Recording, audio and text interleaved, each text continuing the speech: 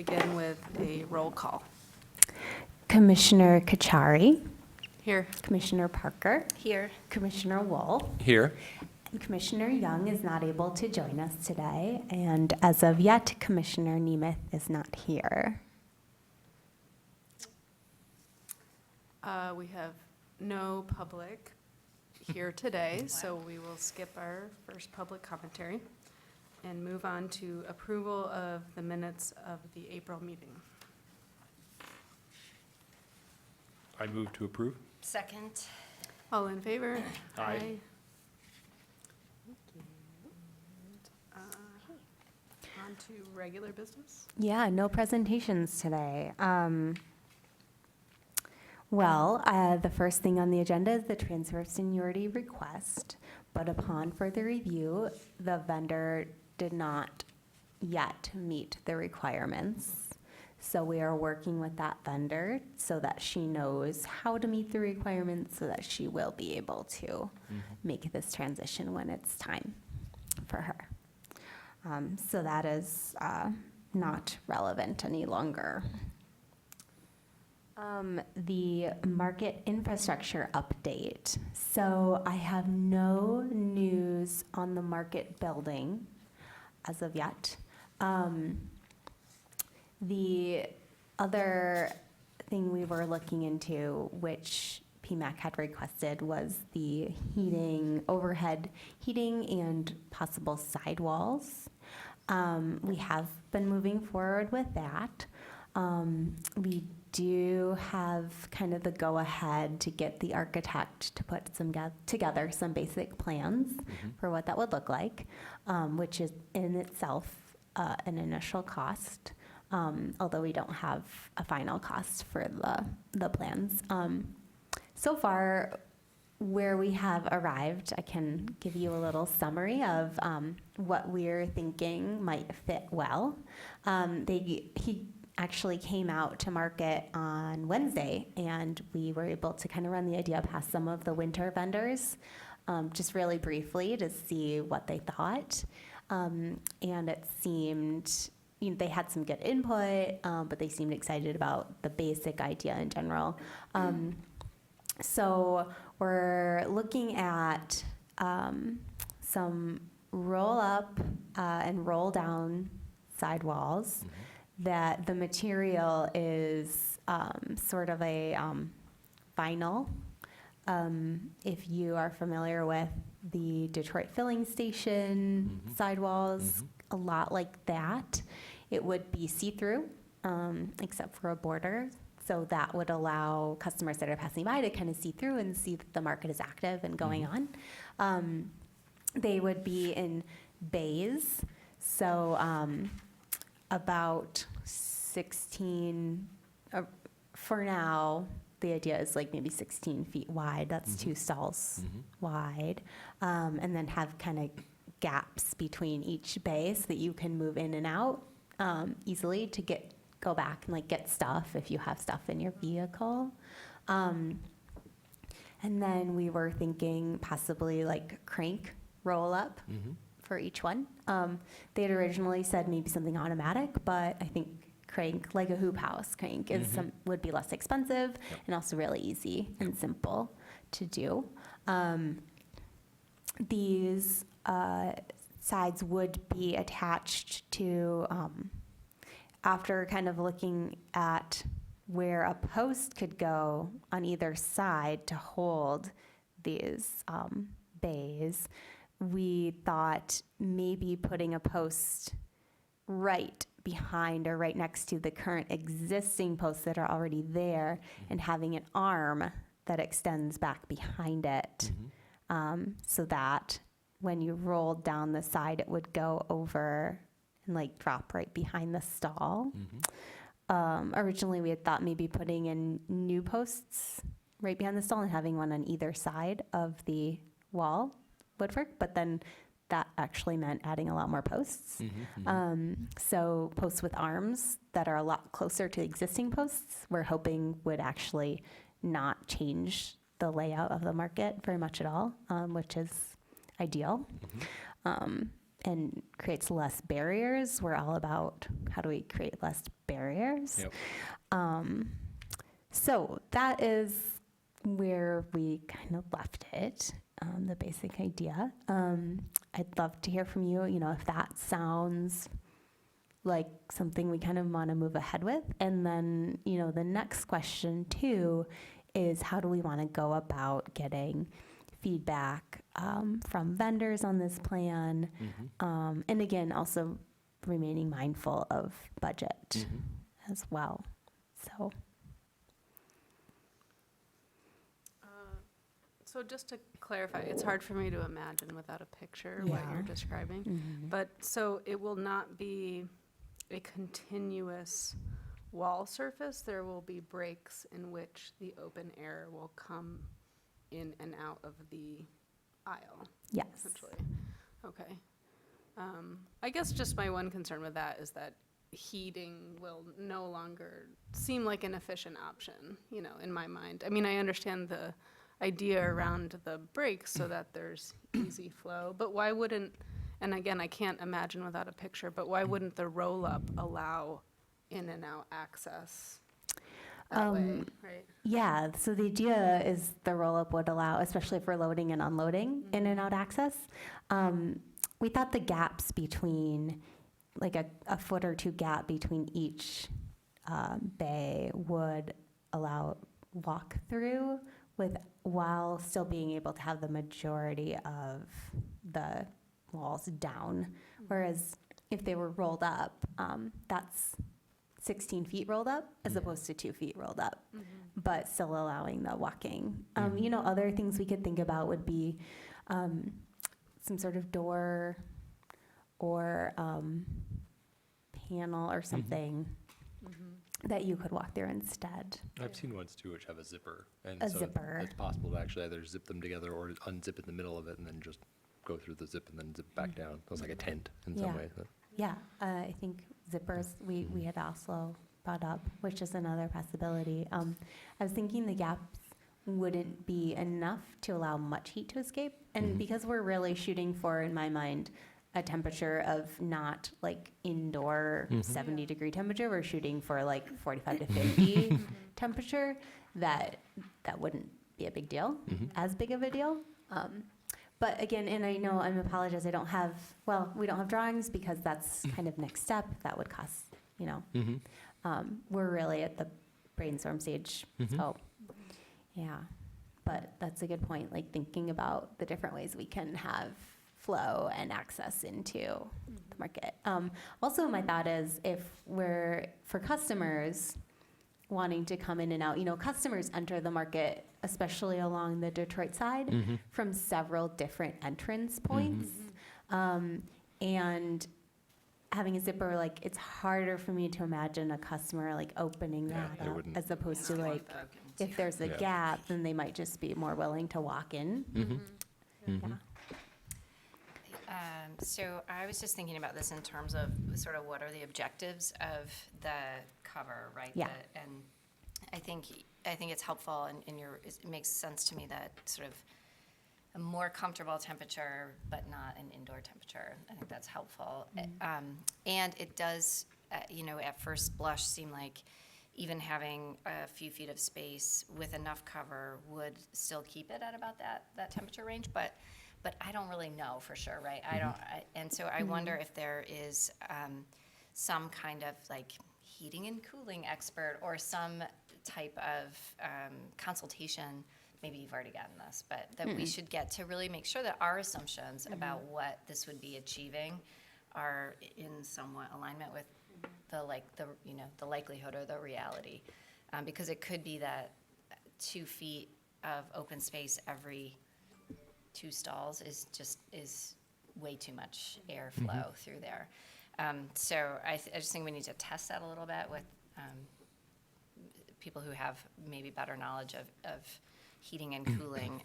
And I would say, I think too about a building. If we did have a building, there wouldn't be as many in and out places, and so maybe having fewer entrances and exits is not entirely a bad thing, and maybe the idea that it should reflect the same level of traffic flow as it does in the summer when there's no tarps. Maybe that's not actually something that we should strive for, and just be more comfortable with the fact that we're creating a more temperate environment, and you may have to walk around to the entrance on the end or something like that. Because I also think we should be mindful of this idea that we're heating a space and then the heat's just flowing out into the world.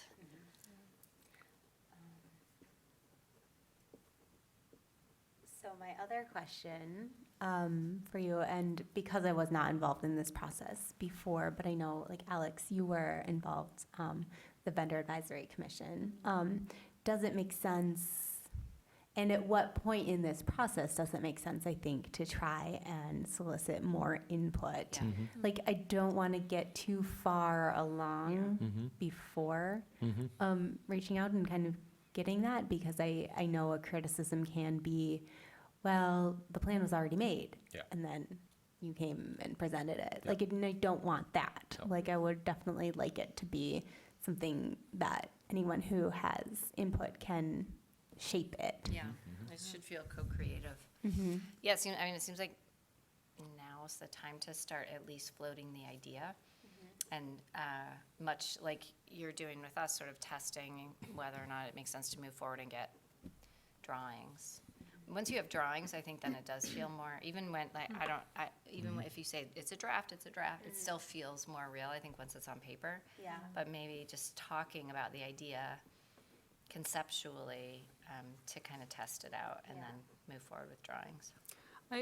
I think that that's what happened with the previous building design, is what you're describing, because I remember Sarah came and she had the architect's drawings in the office, and then people felt, vendors at least felt, I think, a little bit off-put, like, oh, here's this planned thing that's gonna happen, and I have no control. When in fact, being on the inside of the process, like, we made a lot of edits back and forth with the architect from that original design. So I think, there might be maybe there's like an industry term for this, but there's like probably a phase in which the architect can come up with preliminary drawings, which, are fluid and open to a lot of change. Because drawings are powerful too, like to hear something described, it's so hard to visualize in space, but, so I think if we're just really clear, I would like to go to the vendors and the public too with some kind of drawing, whatever that looks like, because I think otherwise it's just really hard to wrap your head around it. And just be really clear that, this is very early and we want your feedback. Right, okay. So I think Makes that's something else sense. that might be useful too is, and we talked about this a little bit before, is kind of a quick prototype, and to have something, because we could do this with tarps right now, and you could just take tarps with grommets and just loop them up over kind of in the right spaces with about the right gaps, and have vendors and people like, what do you think? And it wouldn't be exactly like this, it would be different, but then, because one of the things I found too with dealing with folks is, even if you give them a drawing, it's a 2D projection rendering of this thing, and what is that going to look like, and how's that going to feel? And can I really get in there or not? And it's, maybe they can, maybe they can't, maybe it will work, but it's still really, and when you get it to a nice 3D rendering, then it looks like it's done. Yeah. And it's going to have to be this way. And so, and you've also put a lot of money into it. And so for the same amount, a tarp is, a cheap white tarp is what, $30. And looping 10 of them up, it's $300, which to get an architect's time for 2 hours is more than that. So that might be a really quick way to just get a flavor of what's going on and actually let people walk through it, feel it, as to kind of with the spacing, with the temperature change. I mean, you can have an HVAC analysis go through and do it, but it doesn't capture all how the flow of the space feels, how the wind blows through it in certain places.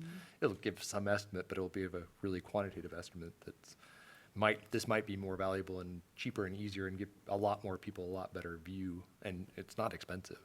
And again, the concerns I had before about doing that would be if it were permanently up, like if those tarps, if it becomes a big sale and it will knock the whole building down, or if it's not designed for it. But if it's just as a prototype for a day and choose a calm day, then that's perfect, and nothing wrong with that. But not forever. It's a temporary prototype.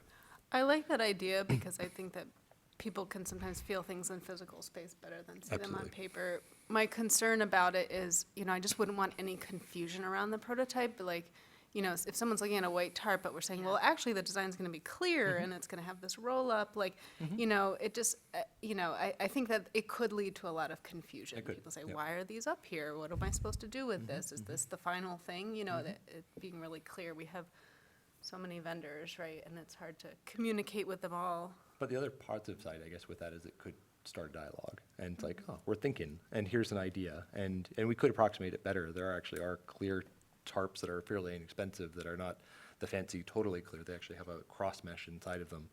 But it's a white cross mesh with like a centimeter clear material. So it could give a closer approximation to what we want. But again, it seems like it's good to have people, what are you doing? What is it? And start soliciting opinions versus just like, it's done, or at least have that feel. So, Yeah, Alex, do you remember when you first got involved with the building design, how that was rolled out to vendors asking for input?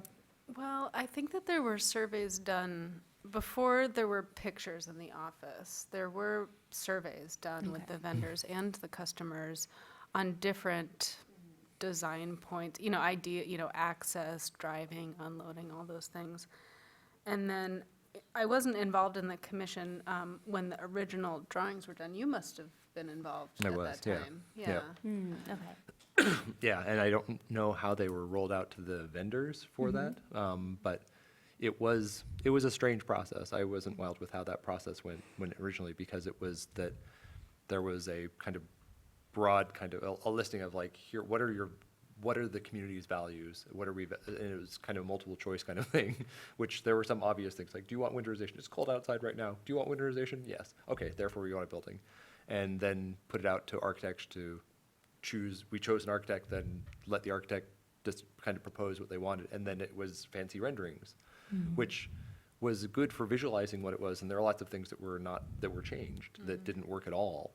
But I think when it came to like, oh, the architects have already designed this building, and that I could see how that then gave this impression that like, you've already decided and you've already gone, and there actually had already committed a lot of design decisions within just at that step already.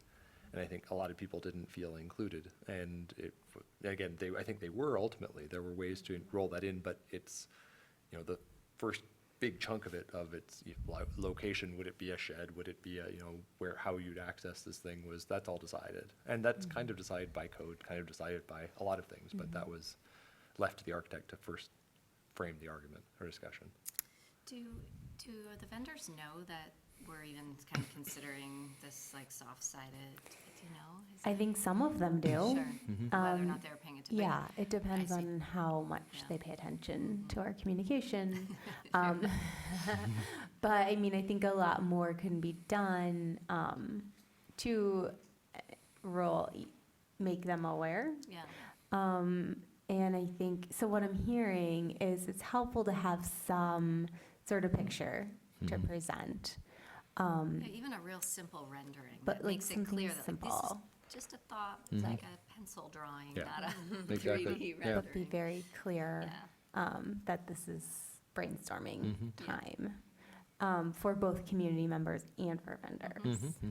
Yes, and I think we also need to be careful to explain the relationship of this exploration to the building, Yeah. which is like, this is not, it's not that the building is not happening and this is now happening. We're exploring other ideas as well. Okay, yeah, good. Any other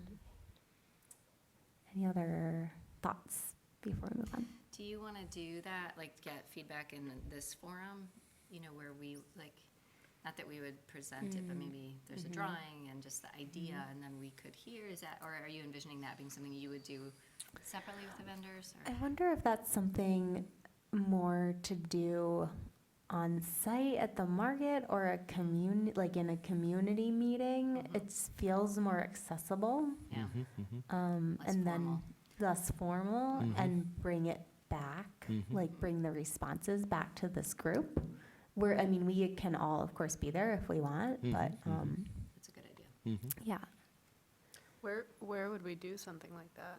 Or like On site? when and how? At the market? At the Yeah. market, I think.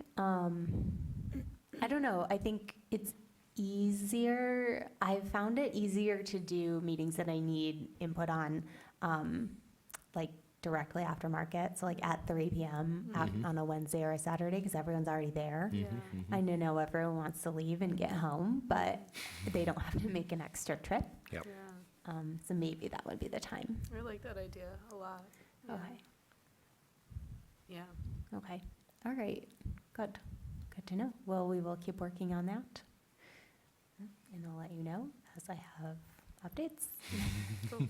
Great, thank you. Okay. Thanks. Mm-hmm.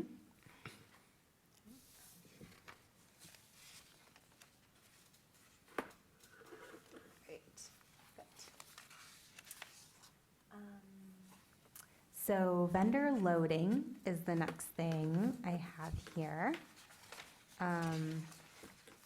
So this was something we had said we wanted to look at or start looking at as a commission. It came up. There are a lot of public comments, I think, around this regarding this. And so I tried to summarize some of the ideas that came out of our last meeting. So I broke it down into two. First of all, the problem, I think, is parking vehicles, getting in and out of the market space, and then for vendors, loading and unloading. So I broke it down into two sections, vendors versus customers. So for vendors, some of the suggestions we had for loading and unloading were that we have someone from the staff that is there in very early in the morning who's helping direct traffic, which I tried to do, but I can only do after I finish assigning stalls to everyone, and by then several people have already entered. Reserve 4th Avenue in the morning until 7 a.m., which was a comment, but I really don't know. I'd love to hear from you if this has ever been a problem. I haven't heard of it being a problem. If people kind of park along 4th Avenue to load and unload and very early in the morning. What does that mean, reserve, like close 4th Avenue? No, I think it just means like make sure no one gets ticketed. Oh, yeah. I've Yeah. never had it, but we Right. always unload there. I've Okay. never had a problem. Yeah, I don't think that's as much of a problem, but that was a comment. Require annuals to be in place by 6. So for those of you who aren't as familiar with the morning process, we have two times for loading or unloading, getting in place. The first is before 6, and that's when all of our annual vendors can come in and load, the ones that have permanent stalls. The second one is at 6 o'clock. I go around, I see which annual vendors have taken their stalls, and they get a chance at that point to pick a different one if they want. Then they come back and I assign stalls to the dailies, and then the dailies pick in order of seniority what stall they want, and then they can pull in and unload. So that's sort of a brief description of the process. So I think this comment, require annuals to be in place by 6 a.m., refers to the fact that annuals just have to arrive and sign in by 6 to be able to get their stall, but they don't have to be in and then out by 6. Oh, They can take as long as they want. Yeah, and so there is a point when several vehicles are in the lot at once. Require annuals that do not have parking to be in and out by 6 a.m. Again, same thing. Solicit suggestions from vendors. And finally, having zones and staggered times. So having some vendors that are required to come earlier to get loaded, and then they are in like a certain section, and then other sections bringing them in at different times. So then our process would have to start earlier for some. So let's just stop with that, and that's a lot. I guess, first question, is there anything that jumps out? Maybe we can cross off that list.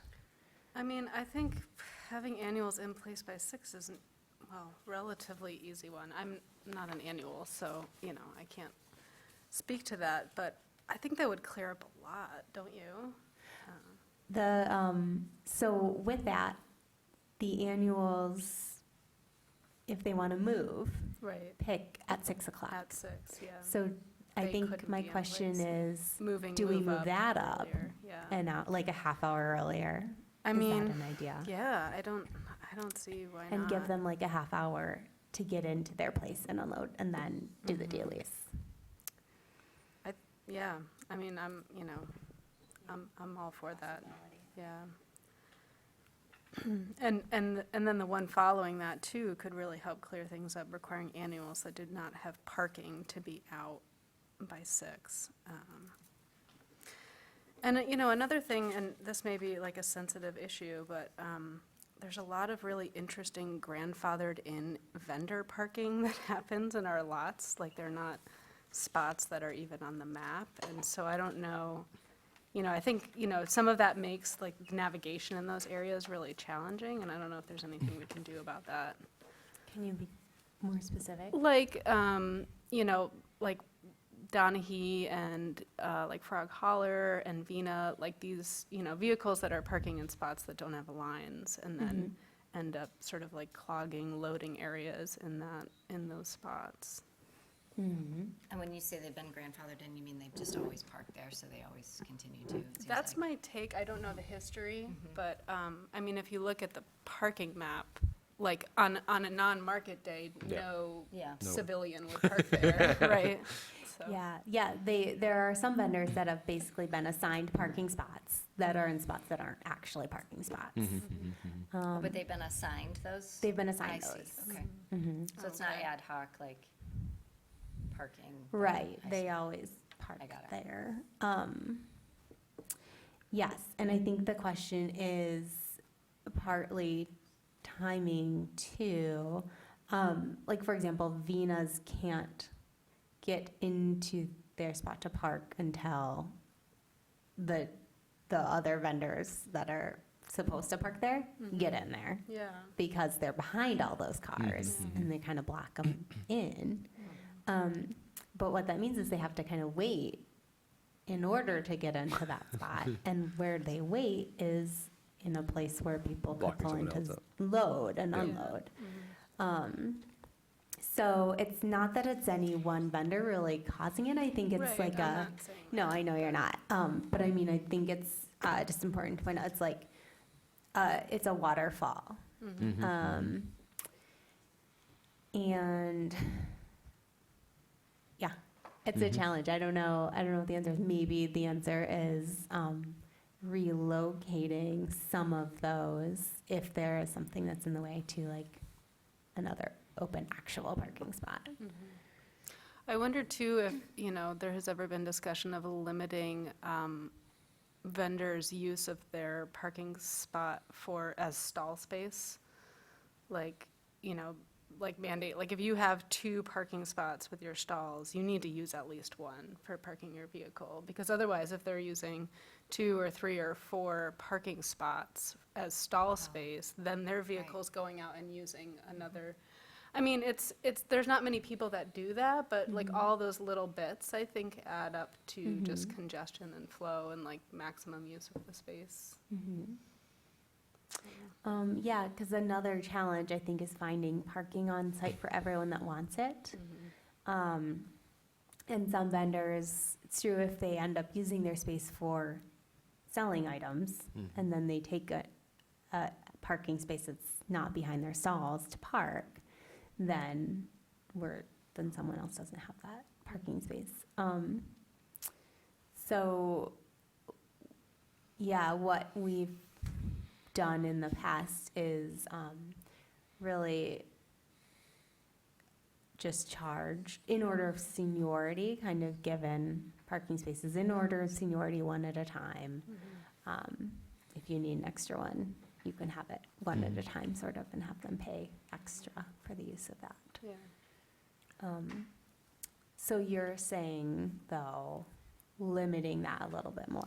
Or apply the regular stall fee to your parking spot, as if it's another stall. I mean, that would be a big leap for a lot of people, but it might change the dynamic and use of that space. If that's a priority of, the market and this commission is to free up the congestion and free up parking, that would be one quick Yeah, way to do it. That makes a lot of sense.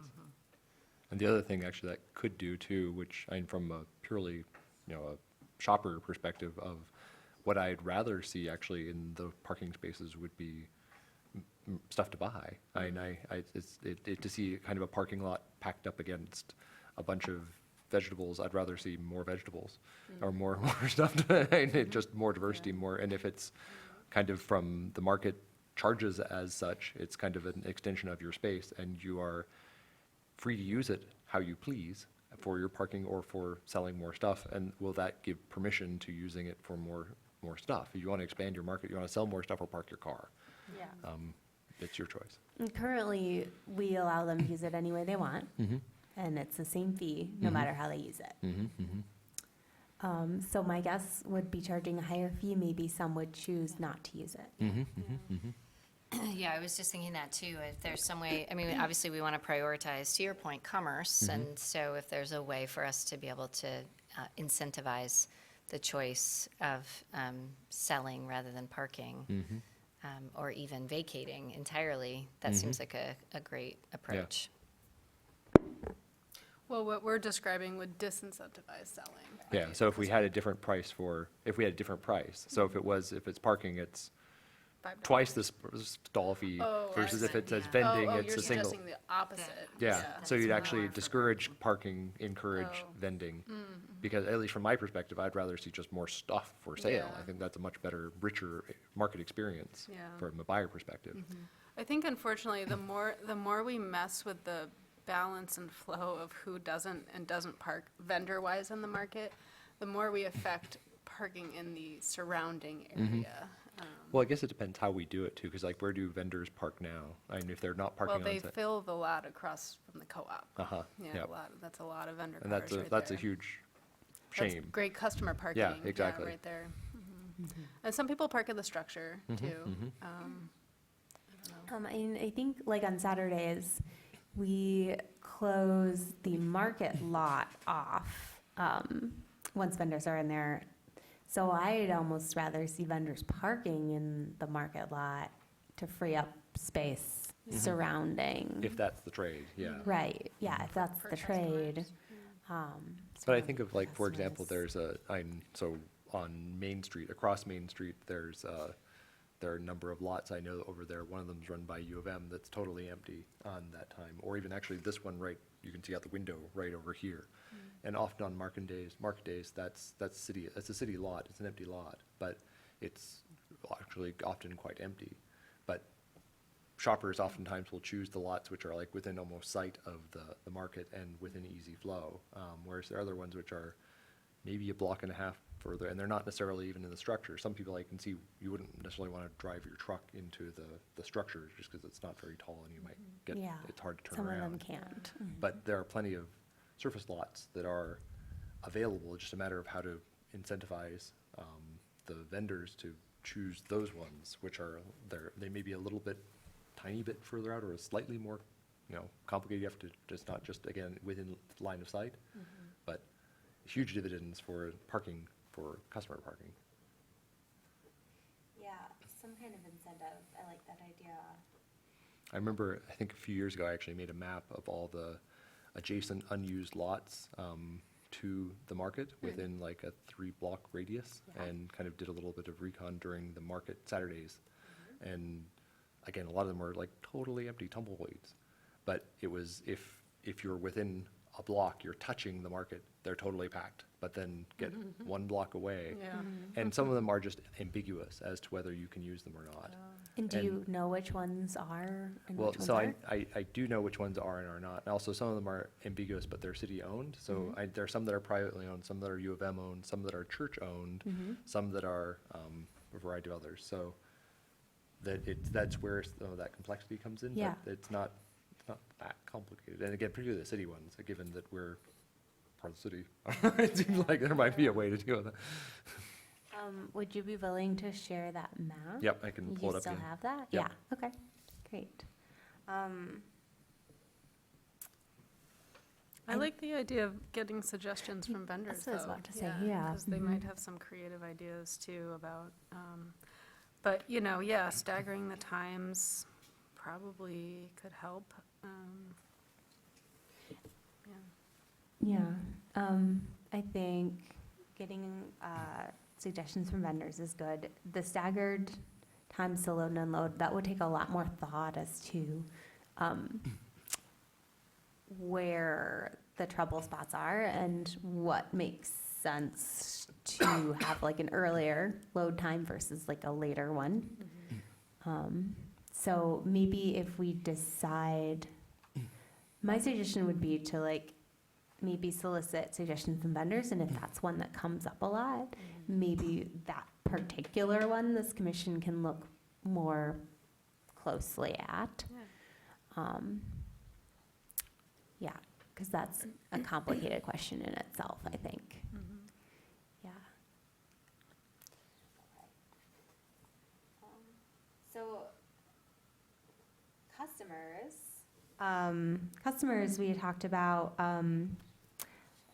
loading zones, I think, which is an easy one Mhm, to do, mhm, with a little signage.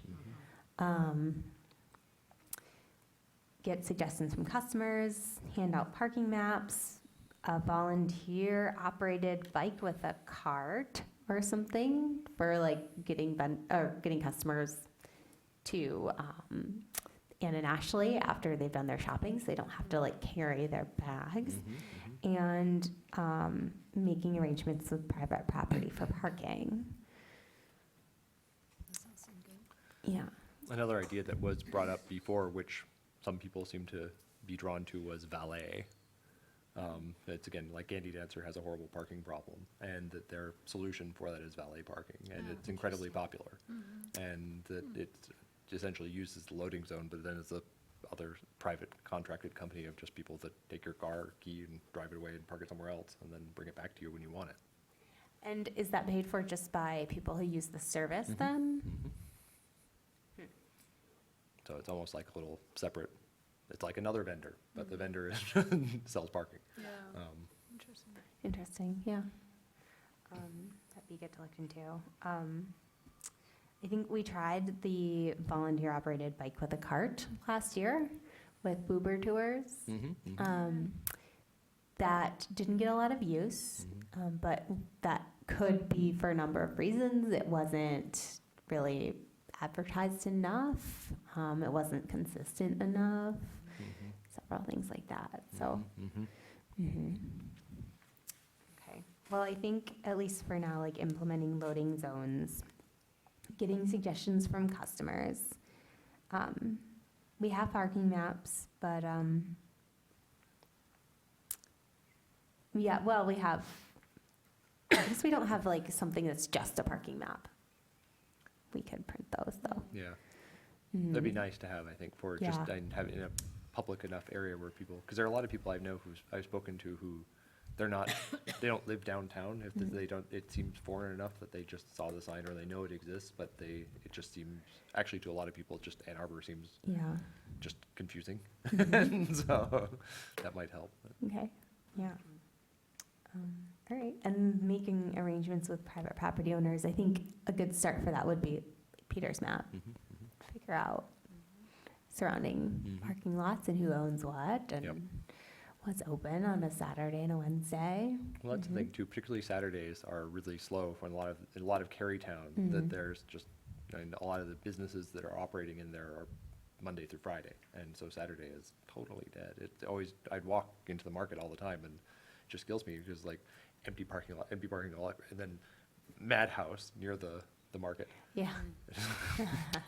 1 block, 2 blocks, it's right Yeah, there. I know. Yeah, there are office buildings and Yeah, things and they're just around, so- tumbleweeds, and you can see why those ones, they don't, some of them they still have, it's like no parking, 24-hour tow you, Is it like a liability thing on private, like they're concerned about? Can we, sorry, speak into sorry. mics, everybody. I was wondering if it's a liability concern for private property to host market parking. I don't know. I don't think so, because I think like, for example, before the Greek church was sold, that they used to essentially lease out their parking there, and it was like the rowing team, the Ann Arbor rowing team would sell access to the parking structure, and so it was like a donation to them. So it seemed like it was win-win in terms of there are ways to kind of coordinate that, and they had the people to actually police it were the volunteers, and it was going to a good cause, and it was utilizing the space. So I don't know. I don't think that's it, but I'm not sure.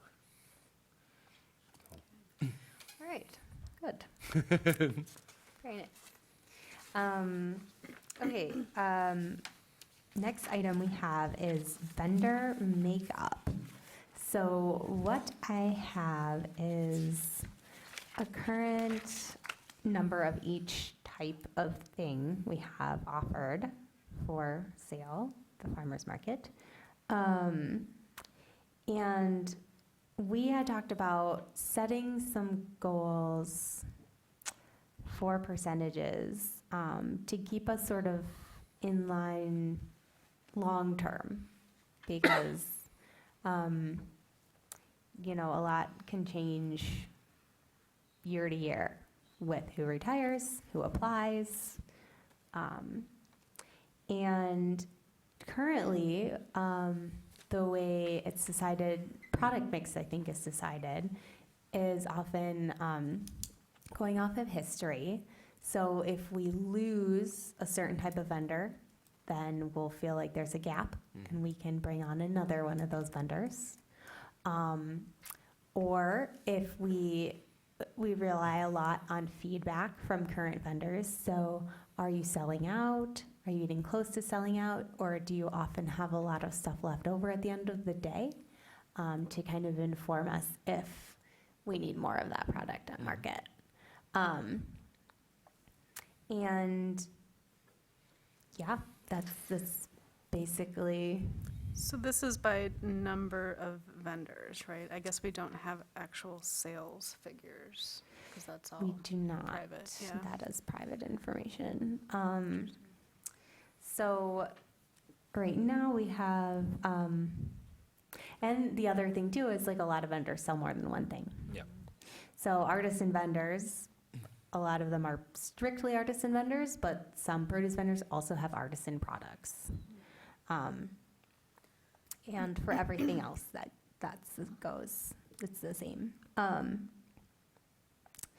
And I think it's sort of a challenge. I think where I would suggest good starting point is kind of looking at, okay, this is what we have now. Is there anything we feel like is missing or maybe needs to be added, we need more of? And if that's the case, then maybe that percentage should be higher than what it is now, if we feel like it's missing. I also think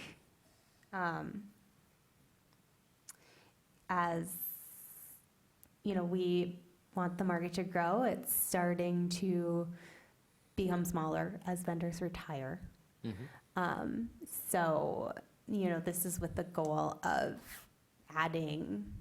we want to add more people, basically. We want more vendors than we have now. So as we add more vendors, what should we be adding first? Does anyone have any initial thoughts on that?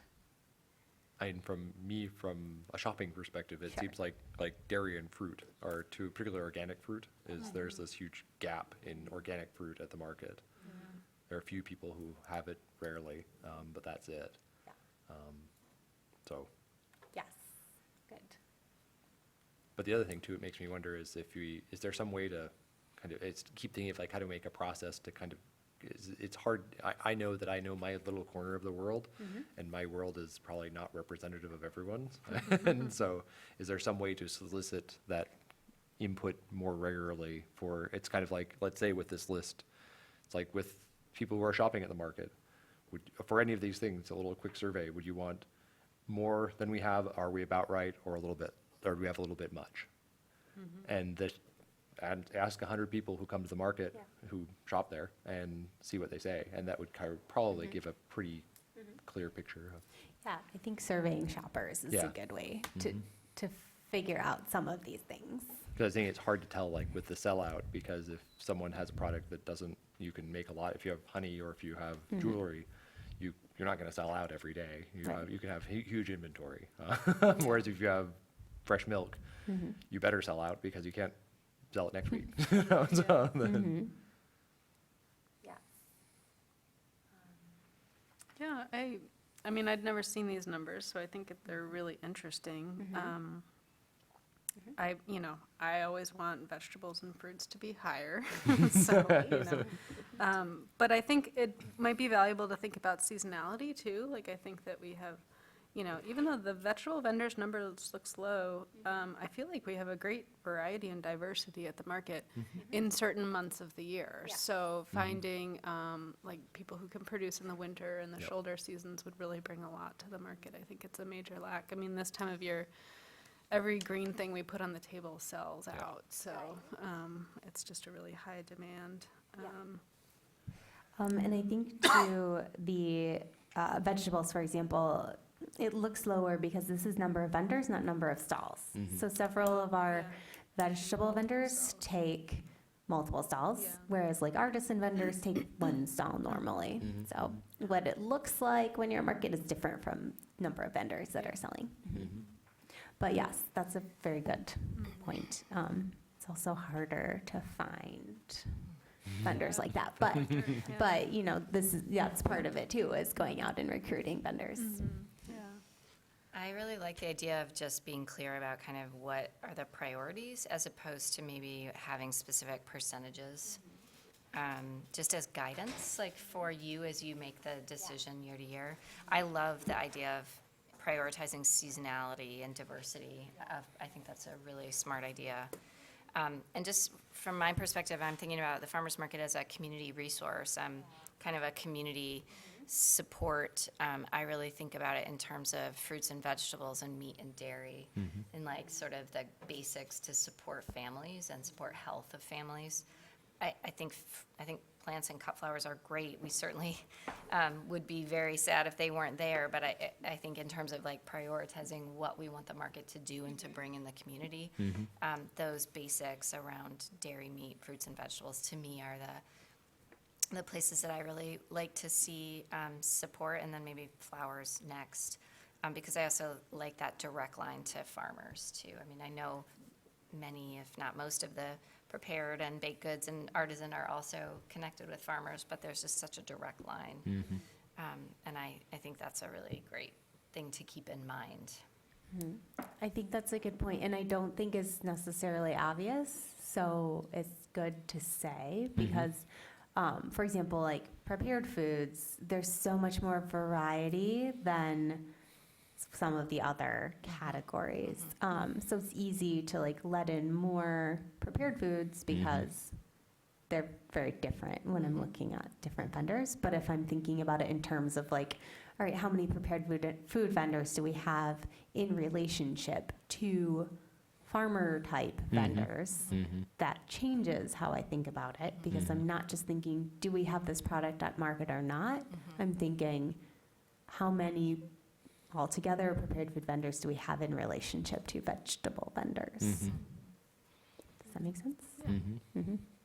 So we're saying, as a commission, we would like to have more of and sort of prioritize the farmer type vendors, dairy, meat, vegetables, and fruit. And that's sort of what I'm hearing, I think. I don't know if, I don't have a sense right now of if it's more or if we're at a good level. I'm thinking more in terms of overall year to year as you're making the decision, if a spot opens up, or, how to think about priorities. And I think that direct line between the product that's being sold and the farmer who's producing that product is really important to be able to see and to support. But I don't have a strong sense of whether or not we're at the right mix and level. I don't feel overwhelmed by the amount of artisan. I mean, I know we've been talking a lot about that, and I think there's some concern that we're going to reduce or get worried about the number of artisan markets. When I walk through, I don't feel like there's an imbalance there. And, you know, I would want to prioritize the food and the healthy food access piece of the market. One thing too I might encourage is that, is there a way to help get the consumers to start asking and talking to the farmers? Because like I've done this more too, where a common thing I'll do is I'll be running through the market looking for eggs or looking for, I don't know, some certain kind of eggplant or something like that. And if I find it, I'll tell the person who's growing it first that, you know, you've cornered the market on this really desirable thing that's sold out everywhere else. And they have no idea because they're sitting at their stall. Yeah. And so helping to give them information about, because I assume the farmers will respond if like, and I've suggested certain products of like, oh, do you know this is like, there's only one person who has this and it always sells out all the time.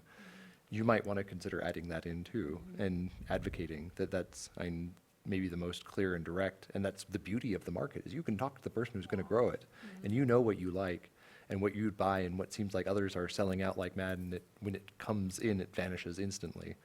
That the other vendors don't see that because they're not hanging around the market looking for the same thing you're looking for. So, A talk to your vendor yeah, campaign. exactly. Yeah, and I think people, Meet a your lot of, vendor. a lot of people don't utilize that. They don't develop that relationship or feel like that you can't ask your grocer necessarily to grow something new. You might be able to ask them to carry something, but nobody does. But you can, and you should. You know, it's empowering. I wonder too, the challenge with attracting food trucks, is that like a logistic thing? Just like they can't get, Saturdays, Into the market. it's a logistic thing. There's not really space for a truck. yeah. Although we are very open to having smaller setups come in, like Pilars. Also, a challenge I've had is getting them to come this early in the season. Like, I think there's a lot of interest, but like Pilars starts coming later, not in May, and we're busy in May, and Yeah. it would be nice to have more in May. Yeah. Yeah, but maybe we could do some more recruiting for that Yeah. too. I feel like that just really adds to the customer experience because right now, I mean, we have some ready-to-eat foods, but a lot of them are like packaged to go home Yeah. with Yeah, you. They're exactly. not like for eating on site. Mm-hmm. And so we just lose a lot of customers, like they do their shopping and then they go eat at the lunchroom, That's true. which is great, you know. But, you know, if we kept them in the marketplace more. I agree. And we have the table set up now, so I think that, Well, I think even just for the kind of experiential of like the smell of food. And if you're in a food space and you smell and see food and see people eating, it changes your experience versus it's a sterile, divorced from food experience. It's, Yeah, absolutely.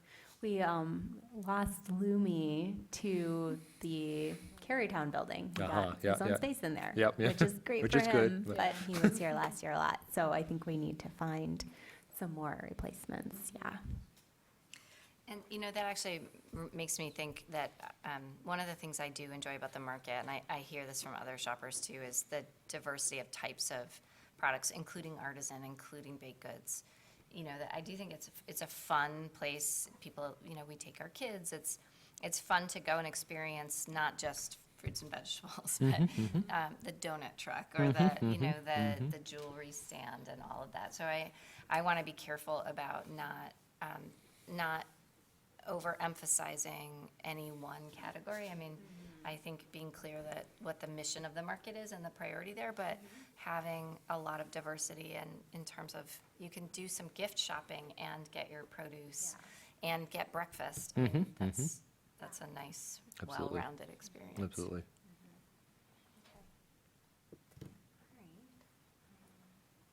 Good. Well, I think that, I mean, it's smart. It's probably much better to keep these vague. It's hard to have a set number 'cause, so much of it is feeling how the market goes. But I think getting input from customers as to what's missing is good. And then identifying some of those ones we already think are missing, like organic fruits and vegetables, some dairy and cheese, and then maybe some more hot, ready-to-eat food. Could be good too. Does that sound Sounds about great. summarize it, sum it up? Okay, great. Yeah, that's all I have. We have a market manager report. Sorry, we do not. Okay. Anything you want to report? We have a date for the gutters, May Woohoo. 20th. Yeah. Good. So I think everything else you've sort of been kept in the loop about so far. There's nothing really new. We're renewing our Double Up Food Bucks contract right now, in the process of doing that. Yeah, and this month, we will be sending out letters for yearly payments, getting those in, getting attendance in, so 15 times or more, and then the food token agreements, which is a yearly thing. Yep, that's kind of where we're at. Great.